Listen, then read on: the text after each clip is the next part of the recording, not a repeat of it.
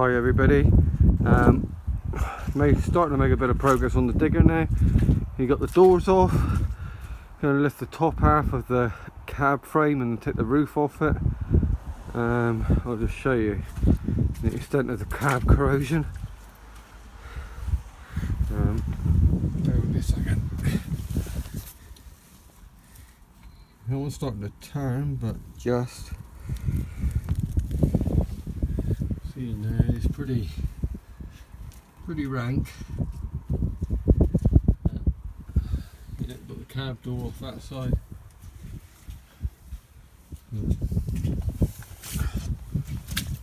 Yeah, the corrosion, the salt air in Cornwall is horrendous for equipment. It's not done this one any favours.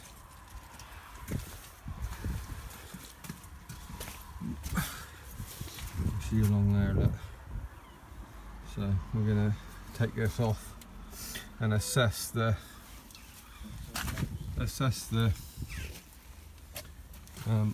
condition of the base to see whether we can weld some patches in.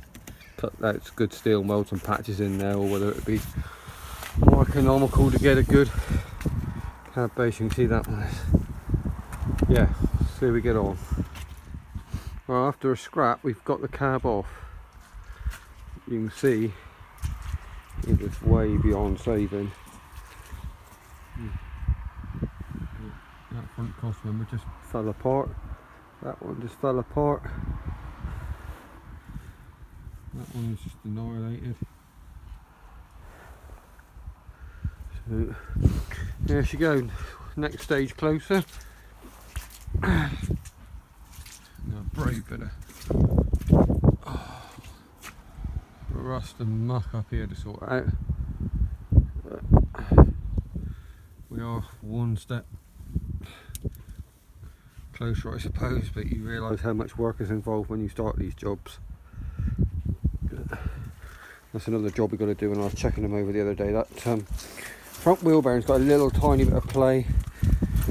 Gonna take off that ring of bolts there. I'm not sure, we may have to drop out the little gears inside there, the little sun gears, and tighten. Hopefully we can, on tapered bearings, hopefully we can tighten that up, or replace the bearings in that one and pop it back together and put some fresh oil in it.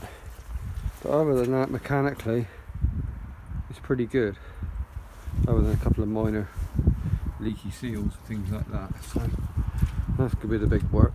There is the paint, really. It's going to be quite a bit of welding, and yeah, just sort of show you how we got on.